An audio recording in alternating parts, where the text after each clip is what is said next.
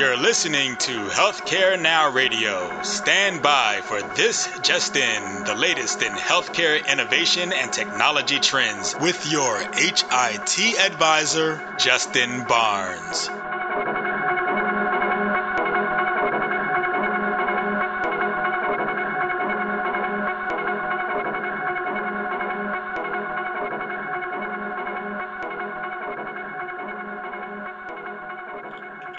Thank you for tuning in, and welcome to This Just In. I'm your host, Justin Barnes. In these half-hour segments, I'll bring you the latest advances in healthcare, strategy, innovation, and public policy. As always, we're broadcasting from the This Just In studios on the Business Radio X network, as well as the Healthcare Now radio network. And before we dive into my guests today, I want to take a moment to remind everyone that we'll be broadcasting the This Just In radio show again live from the HIMSS annual conference, and to please stop by the show. The HIMSS conference this year will be in Orlando, Florida, starting on February 20th with 35,000 of your closest industry friends. We already have another great slate of CEO, CIO, leading care providers, industry thought leaders, and certainly policymakers joining the show. Some familiar faces, but many new as well. Much more to come from the HIMSS media team in the coming weeks, but we'll do our same two-day format and broadcast live from the HIMSS show floor February 20th and 21st. We're having a special stage built to resemble the ESPN College Game Day look and feel. So hopefully everyone is registering for HIMSS 17 in Orlando, and you'll come by the stage at booth 2123. Again, stop by 2123. It's guaranteed to be another great, informative time. For this episode, though, my 85th episode, we're speaking with a good friend, Jen Dennard, who's also known as a digital diva at HIStalk.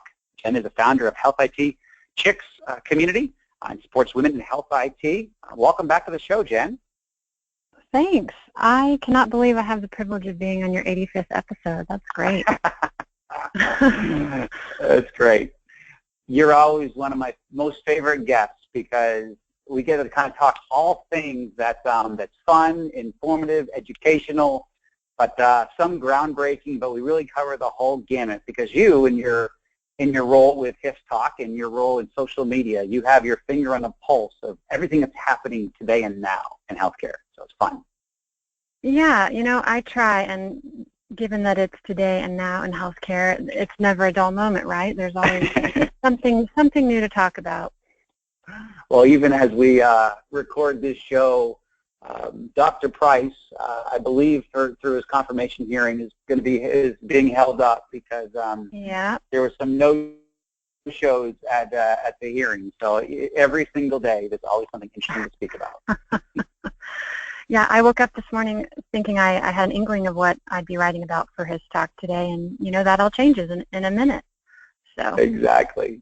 And nothing's changed. You and I have been doing this for a while now, and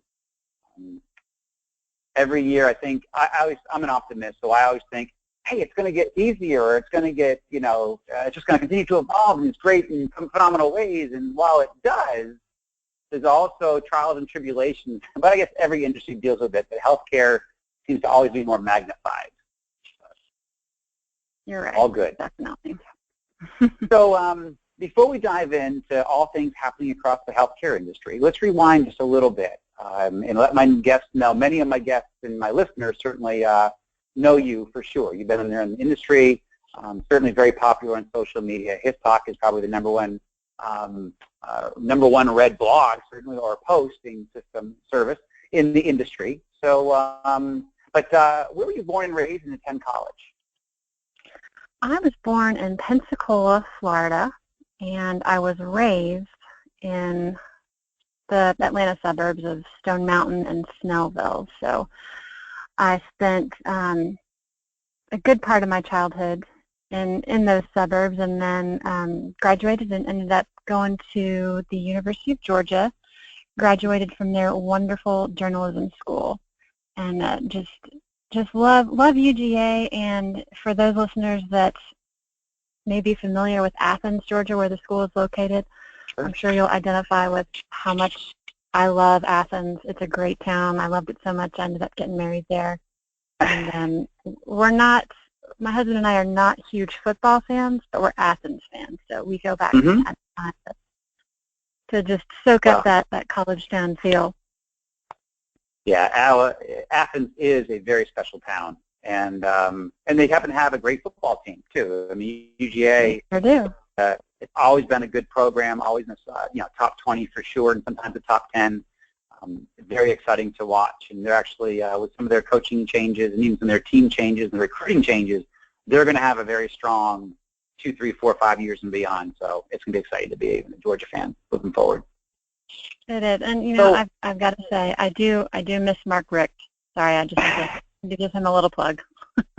Oh, actually, I agree with you, and I know he's down in Miami now, and I actually wish him all the best, and I want Miami to do well, and I know he's a great coach, so I think he will do well, to be honest.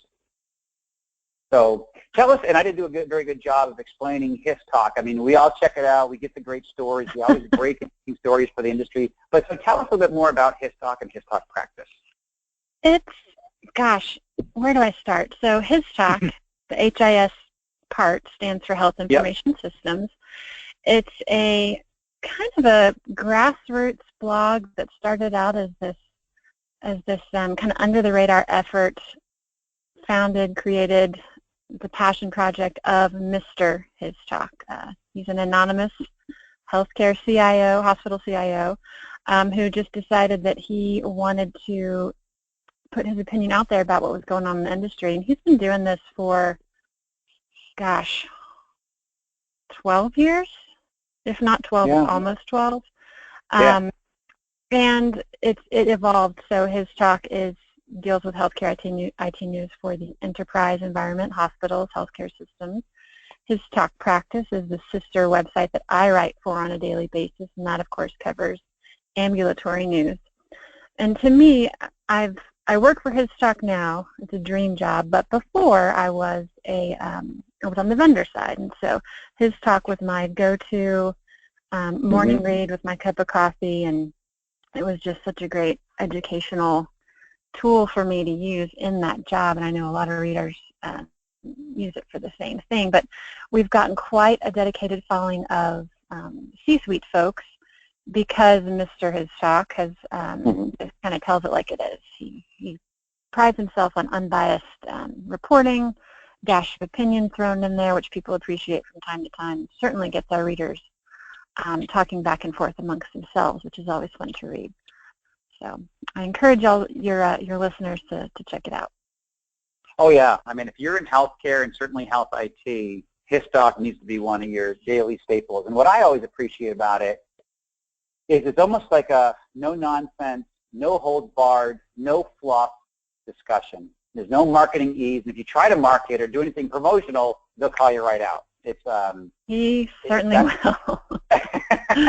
And I think it's refreshing, certainly in this world where everything is unicorns and lollipops. I think it's great to see a community that embraces truth, opinions, but pragmatic opinions. I don't see anything that's just way off in left field or right field. It's just literally, it's kind of what most people are thinking, and it's a forum where we can openly discuss or read about what's happening, what our feelings are about it, our opinions, and maybe even some progress that we can see from healthcare in general and IT in general. So. Yeah, and Justin, looking at the stats, the demographics since since the election really, and especially since the inauguration, our readers have been reading on a daily basis more so than ever before. We're in such a time of change right now, and I think people really appreciate his perspective and just that no-nonsense approach that you mentioned. Yep. Nope, I agree, and I do believe we are, obviously we all know that we're in a time of change. I've been fortunate enough to work with Dr. Price, now almost 17 years. Worked with him actually early 2000. So here in Georgia, I mean, he is our congressional member from the 6th Congressional District, and he's been a stalwart in healthcare and certainly trying to shape certain healthcare policies, and also I believe I've seen how he fights on behalf of providers, care providers, He is a care provider himself, an orthopedic surgeon. He's part of Resurgence Orthopedic, one of the largest orthopedic groups in the country. So he gets healthcare from that perspective, and he's dealt with patients. He's dealt with making a payroll. He's dealt with providers and provider workflows and burdens that are placed on providers. And so I think he's going to have a unique and even fresh perspective on regulation for sure, and even in future legislation that's going to be created by the industry and by Congress. And so I think that I agree with you. There's going to be a lot of change. But I think components of I'm not going to wade into the whole healthcare, Obamacare and ACA rip and replace. That's not where I'm going. I'm talking more about on the meaningful use. The programs that we're trying to implement, giving doctors easier systems to report within, or more integrated, so it's less burden on their workflow. I think that's where you're going to see a lot of positive change, and there could be other positive changes. I don't want to wade into the politics of it, but I do believe, from his perspective, he is going to help ease the burden on providers, streamline operations, and I think bring better solutions, or more solutions. And here's a fun fact: I believe that when he is confirmed, and I believe that's pretty much a foregone conclusion, barring any sort of further disruption, he will be the first physician to hold that role, I think in 24, 25 years. So yeah, having an MD as secretary, I think, will be great for physicians in the trenches. I completely agree, and nurses, of course, and care providers alike. Yep, I totally agree. So I do want to know more. So tell us about HIT chicks, because that's I normally wouldn't use the word chicks, but this is part of your moniker. This is part of your hashtag in social media and on Twitter. So tell us about hashtag HIT chicks and that community. Yeah. Well, we rebranded to Health IT Chicks, 2 years ago to make it a little clearer about what we were about. And, I have gotten some feedback on the word chicks, but I embrace it. And it does play off of the fact that we're on Twitter and we tweet and we're, so there's a little play on words there, but it's a social networking community that's been growing like gangbusters over the last 4 years, and we're obviously focusing on fostering relationships between women working in healthcare technology. Some of the topics that we cover in our monthly tweet chats and our annual meetups at HIMSS range from the wage gap in our industry and in the tech industry at large, professional development topics like mentorships and internships and getting back into the workforce after you've left for a while to care for, a child or a loved one.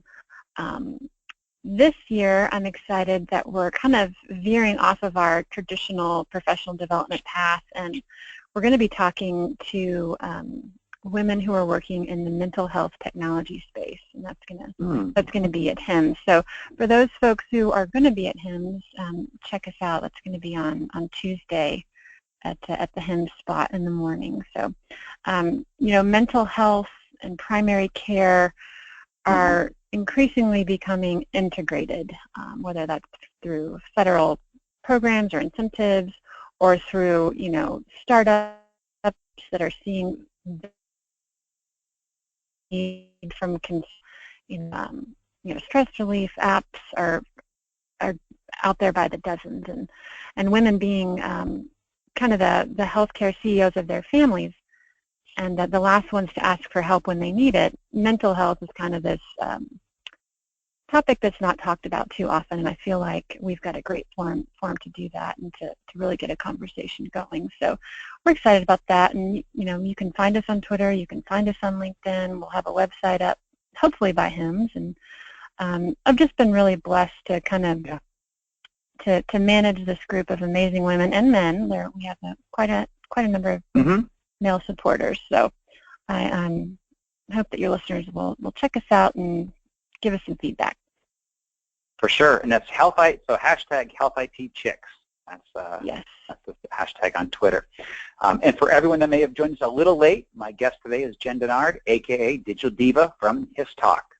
So let's talk a little bit about the industry. Before we dive in, I do want to dive into HIM17 a little bit, some of those big stories. But what are you covering either from HIStalk practice or HIStalk in general in the blog? What are some of the big stories that you're covering and hearing out there? Well, you know, who would have thunk it? But I think the Theranos story is finally fizzing out. That was a story that just kept on giving in 2016. I think we've seen the last of that, though. Gosh, we've already touched on it. Just the new administration, the changes in Health and Human Services, CMS, ONC. I know you don't want to talk politics too much, but obviously, everybody's mind is, you know, the ACA, Obamacare, repeal and replace. Those are the buzzwords that I'm seeing a lot when I'm just hunting for news to cover on a daily basis. And of course, you've got leadership change, as we mentioned, with Tom Price's nomination and pending confirmation. And so that's at a high level, kind of the big stories our readers are really, really engaged in terms of commenting on the blogs and things like that. And on the flip side of that, on a more personal level, you know, I love my job in that I get to kind of write about what I am also personally interested in. And lately, I guess over the last 6 months, I have noticed a small, an increasingly large, I guess, section of the industry focusing on genetics at the point of care. Yeah. So that can be genomic decision support tools embedded in the EHR. Precision medicine initiatives are related to that. And, you know, what really sparked my interest, I'm working on an article about it now that probably will be up by the time your listeners are tuning in. I gave my mom, actually it's my husband's idea, we gave my mom a 23andMe test kit. So it's a spit kit. You send off, you get your genetics profile back. It's by no means a medical grade test, but it's fun in terms of seeing where you came from and anything that just might be of interest to you in terms of your ancestry. And I thought, you know, are we ever going to get to a point where we go to our annual well checkup and we're offered for $100 or less the opportunity to have a full genetic workup done and have that automatically dumped into our physician's EHR, or have it connect to whatever app we have, our personal health record that we're using, that we can access right from our phone. So I've been talking to folks about that. There are some interesting players who are doing some really cool things on the precision medicine side of that. So I'm excited to learn more about that. And then given that this is the last day of January, but I still consider it to be the beginning of the year,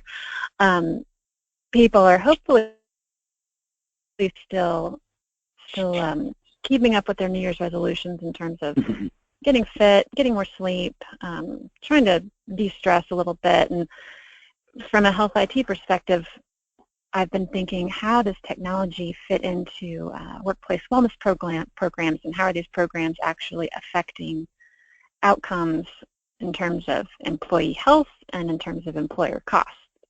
Because as I'm sure your listeners have heard, wearables are not as popular as they once were. I just wrote about Fitbit getting rid of 110 folks, 6% of its workforce, because they had slow holiday sales. And so that's also kind of been on my mind, and something that I'm diving into as well. Yep. No, those are actually strong topics. I remember even one of my good friends, Dr. Indy Uri, who founded one of the EHRs in the industry, and he ended up selling out as well. And he has. I talked to him yesterday. That's great. And he's a great friend of mine, a great guy. So was he a source for one of your stories? He is, yeah, with his ActX endeavor, yeah. And they're doing some cool things with CompuGroup Medical and embedding those sorts of tools into EHRs for physicians. So, yeah. Cool. Great. I was going to offer up Andy as a source, but you've already got him, so that's great. Very cool. So let's shift gears over to HIM 17. And so I always like when you look into, I ask you to look into your crystal ball. And what do you see are going to be some of the big themes or maybe even controversial themes or excitements that we can look out and look for at annual conference this year? Well, you know, Justin, I was going to ask you the same question because to me things are so up in the air right now. Normally ONC comes out with a big breaking news announcement related to some federal program. I don't see that happening this year. It could, but I don't think it will. I think folks are just trying to hunker down and figure out what's next in terms of how do we get on board, get our ducks in a row for MACRA, quality payment programs like NIPS. You know, personally, from the pitches that I've seen coming through from vendors, I think, and just personal interest too, I think blockchain is going to be a really popular topic. Privacy and security will, of course, be around. We've had a ton of news about that over the last year, even 18 months. Population health management, although I think that's kind of ballooned into something that's maybe more, I think people are using that term in different ways. I don't think there's a standardized population health management, I guess, niche yet. It can encompass a lot. So I'll be interested to see how people are using that term, what they're aligning it with in terms of the services that they're offering. So, and as I mentioned before, I think behavioral mental health technologies may not be the hugest topic on the show floor, but I think we'll see more of that than we have in the past. You will. How about you? Yep. How about you? Tell me what you're seeing. What do you expect? To be honest, I'm seeing a dichotomy in the market. I'm seeing, so yeah, we're going to have some of the discussions, and I'm actually trying to help to get some of these new policy leaders or policy leaders in general to HIMSS, because that we're trying to get them off the hill and get to HIMSS, and so we are trying to make sure that we're having substantial conversations and around policy, around certainly regulation, but also any legislative discussions that we need to have. So we are trying to, I think we're going to still have that, probably not at the magnitude to your point. They always drop a big bill, or not a big bill, but a big piece of regulation. Sometimes a big bill, but a big piece of regulation, it could be days or weeks before we walk into that annual conference. And so a lot of the show is focused around that new rule or the legislation that they're discussing. However, and so we're still working on that track. I don't see any big rules or pieces of legislation, but more of let's get some of the new administration down to Orlando, and let's talk about the policy that's top of mind for everybody. So that's certainly one of the tracks. But when I say dichotomy in the market, I'm seeing where some of these larger health systems, and I'm in the middle of some of this, so I see how some of these larger health systems are partnering with some very large organizations, some technology companies, and also other innovators in healthcare, and really starting to get almost to your point of precision medicine, but looking at using big data to pinpoint and make real measurable changes in identification of diseases, in treatments, and they're rifling into the future of healthcare, and they're bringing it forward very quickly. So I'm seeing some of those really unique conversations, which are really cool. However, I'm seeing a majority of the market still stuck on trying to clear meaningful use stage 2 and PQRS, and then and battling through that. But it's not that hard to battle through. It's just you've got to make those steps and invest in your business that way. So I'm seeing, that's why I say dichotomy. I'm really, some of these big, not monolithic, but these leading health systems that are also growing in communities, adding hundreds of providers, thousands of care providers in general, and becoming much larger in their ecosystem, much more dominant moving forward. I'm seeing them continue to advance, and I'm watching the other groups, unfortunately, not make some of those investments, take strides backwards. And so it's a little scary being out there because we want a very vibrant healthcare market, and we want, these independent physician practices to do well. And we want everybody to thrive that wants to thrive and wants to make the necessary changes. So I think you're going to see more of that than ever before. And I'm on the side of trying to help certainly these regional healthcare systems, these regional players, or even some of the physician practices. We want to make them look at the bottom line and help them through that and show them, MIPS is not a huge step. MIPS is the right step, and here's how you can do it. And here's how you can do it very simply without upsetting the apple cart, but yet making measurable strides in transitioning to the future of healthcare and how healthcare is going to be delivered. So I think that's the dichotomy that I'm concerned about because you really want everybody to be able to move forward. Right. So, well, as I'm sure you go ahead. No, I got a couple last questions. So I do want to touch on your HIStalk party, and also want to know one of the areas where you get inspired. But close out. What are you talking about? What I said, for sure. Well, I was gonna kind of just tack onto that. As I'm sure you know, physician independents especially are it seems like they're just buried right now in terms of trying to figure out what they need to do next. I try to run a regular interview series with physicians. I call it 5 Questions With, and one of my questions that I've been consistently asking each and every person that I've interviewed over the last probably 6 months is, how are you preparing for MACRA and MIPS and quality payment programs? And 9 times out of 10, their answer has been, well, I've heard of it, and I know I need to be preparing for it, but I've got X, Y, and Z to do first, and I only have so much bandwidth, and I only have, one other office staff member that can help, and, I just want to provide good care for my patients, so that's where I am at the moment. So, it's a tough time for them. Well, we are running up against our block here, but I'd always like to get to this closing question of all my guests, and it's actually turned into its own popular segment. What is your favorite place to get or be inspired? Well, it used to be at the gym, but I quit going to the gym. It was too boring. So now I play tennis. So now where I go to get inspired, usually walks around the neighborhood, anywhere I can be alone. So that could be in the car. Away from the hustle and bustle of computer, home, work. That's usually when inspiration strikes. I did have a new source of inspiration that I'd love to recommend to your listeners. I went to my first retreat for women working in healthcare IT over the fall here in Atlanta, and it was thrown by my friend Max Stroud, and she is going to try and offer more of these throughout the year on different places across the country. So I'm looking forward to doing that again. It was just great to be able to connect with other women working in the industry and really kind of build friendships, talk about personal stuff, professional stuff, and I'm looking forward to doing that again in 2017.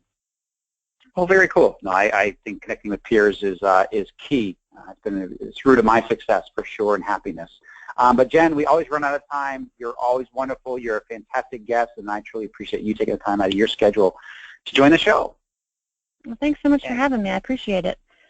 You got it. Thank you. And thank you to everyone for listening and joining us today. Please tune in weekdays at 2:30 p.m. Eastern, 11:30 a.m. Pacific. As always, you can track me on Twitter at HIT Advisor and use the hashtag #ThisJustIn for all the comments and to provide any comments for the show. In addition, my comments in my content we posted at justinbarnes.com. Thanks, everyone. Have a terrific week, and hopefully we'll see you all in Orlando. Stop by the show.